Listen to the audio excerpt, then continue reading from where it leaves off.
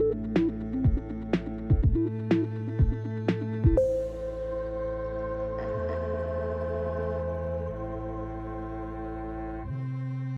guys, welcome back to Release the Craftin. Priscilla here with another episode of Storycraft. And today I'm doing a story that was requested, which is The Rough Face Girl. And if you're not familiar with it, it's an Algonquin sort of story that's kind of like Cinderella, and it's actually really complicated.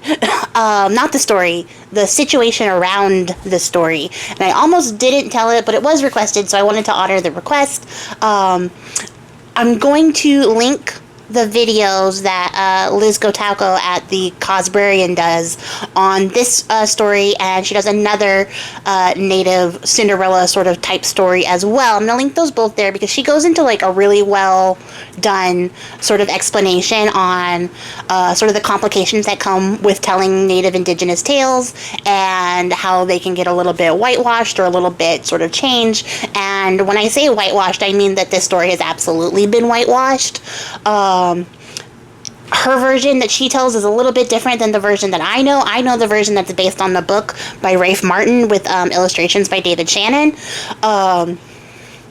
But she does a lot better job than I think I can do explaining sort of the details and stuff like that. So if you are interested in doing a deep dive, like I said, I'm going to link those in the description so you can sort of like brush up on that and see like a little bit about why I was a little bit hesitant to share this story. I waited for her to do her video on it before committing to doing my own version of it, because I didn't want to I didn't want to commit a huge faux pas for starters, and I wanted to make sure that I was telling the story in an authentic way without like robbing anything from like the native indigenous population, because that's not my goal here absolutely ever. So yeah, I would just say check out those videos for further understanding, and let's get into it. So, our story begins in an Algonquin village, which is on the borders of the Lake Ontario. In Liz's version, she says they're Micmac, and I didn't do the research before I started this to see what the difference between those two tribes were, so my bad. That's on me. But the story does begin in a village on the Lake Ontario, and in this village, everybody's living pretty happily, pretty cheerfully. There's just sort of this overshadowing presence of the Invisible One. And the Invisible One, everyone in the village seems to know and understand, isn't like a threat. It's just a dude who happens to be really well off, an excellent hunter, and everyone agrees that he's handsome, although nobody can see him. The only person who can see the Invisible One is his sister, who also lives with him in their tent. And because the Invisible One is a pretty cool dude who also is incredibly wealthy and agreeably handsome, although no one can see him, all the women in the village are trying to marry him constantly. So they're always going over to his house and they're always trying to propose marriage to him, and they all get turned away by his sister.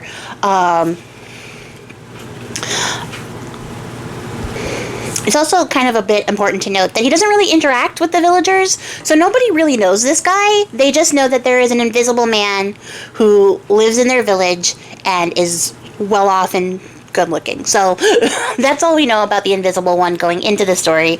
And also in this little tiny village, there is a widower and his 3 daughters, and his 2 eldest daughters are actually big ol' freaking bullies, and they pick on the youngest so much that like they're not just like bullies, they're crazy people, right? So they force their youngest sister to tend the fire day and night, but not to just like tend it. They make her sit right next to it, they push her up against it, and they bully her into sitting so close to the fire that as she's tending to it, all the little like sparks and like little bits of wood that crackle and pop hit her, and they're scarring her. They start to scar her hands. She gets burn scars all the way up her arms, and eventually her face starts to get burnt because she's so close to the fire.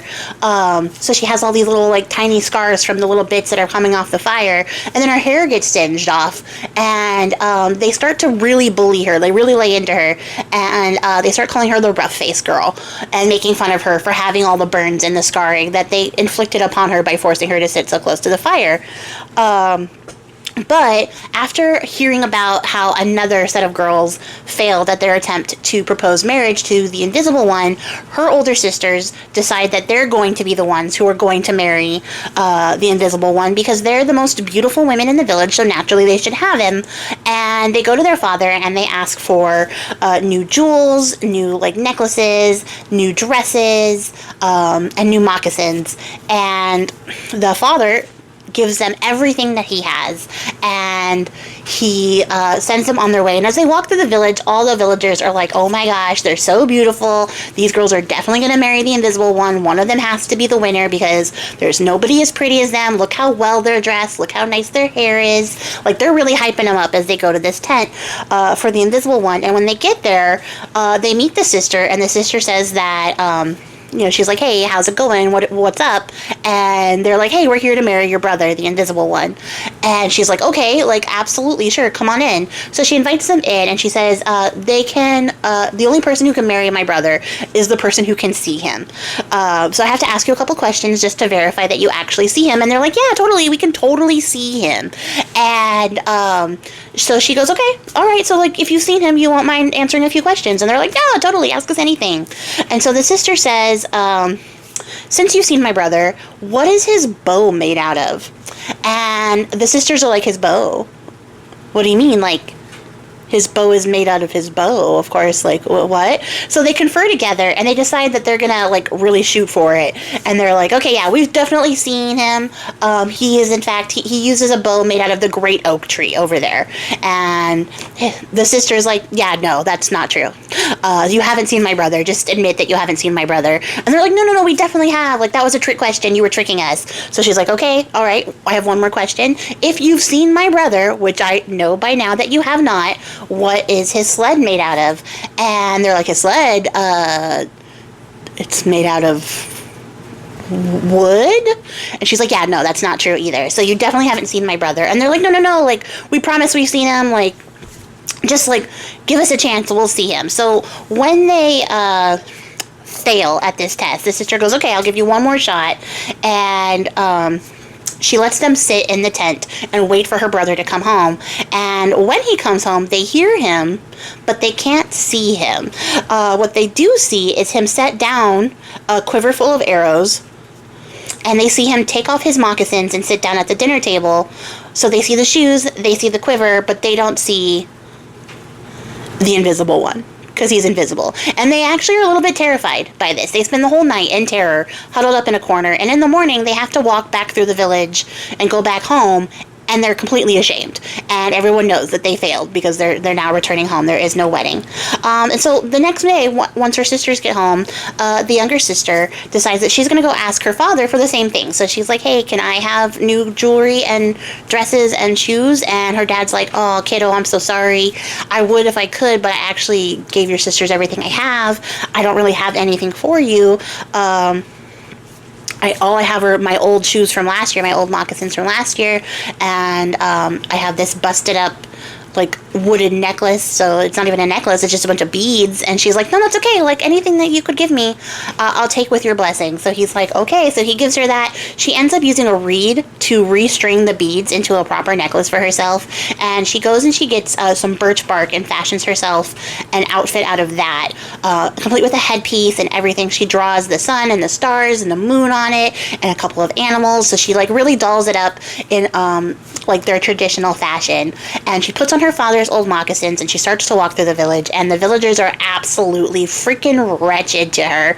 As she's walking through, they're telling her that she's never going to marry the Invisible One, that she's hideous, that she looks poor and raggedy, and they're really just sort of laying into her, but she doesn't say anything. She doesn't respond. She just is determined to marry the Invisible One, and she knows that the Invisible One is everywhere. She sees him everywhere she looks. Every time she looks out into nature, she sees the Invisible One, so she is confident that she can meet this challenge and succeed. So when she gets to the lake, she sees the sister who's waiting at the side of the lake, and the sister's like, I already know why you're here. You're here to marry my brother. And she's like, yes, I am, as a matter of fact. And she goes, okay, only the person who can see my brother can marry him. So are you cool if I ask you some questions? And the girl says, yeah. Absolutely. I see him all the time. I am ready to answer your questions. So she asked the rough-faced girl, if you've seen my brother, what is his bow made out of? And she says that his bow is made out of the curve of the rainbow. And the sister goes, you have seen my brother. You have. You absolutely have. Okay, one more question, though, just to confirm. What is his sled made out of? And she says it's made out of the Spirit Road, the great Milky Way of all the stars that are spread across the sky. And the sister is delighted. She is so excited. She's like, I knew when I saw you that you were the one, but I just had to be sure. So, like, come on inside. I can't wait for you to meet my brother. And as she's taking her in, she tells the rough-faced girl, you are so beautiful. My brother is so lucky. He's going to be so thrilled to have you as his wife. And she seats her at the head of the table facing the door, which is where the wife sits traditionally. And when the invisible one comes home, he sees that there is somebody sitting in the wife's seat waiting for him. And he's like, oh, are you the beautiful one who's going to be my bride? And the sister's like, isn't she freaking gorgeous? Like, I absolutely love her. I'm so excited. And he's like, yeah, let's do this. Let's have this wedding. So the sister ends up giving her a brand new dress and brand new jewels and tells her, like, hey, why don't you go out to the lake, take a bath, and get dressed in these so that we can have the wedding.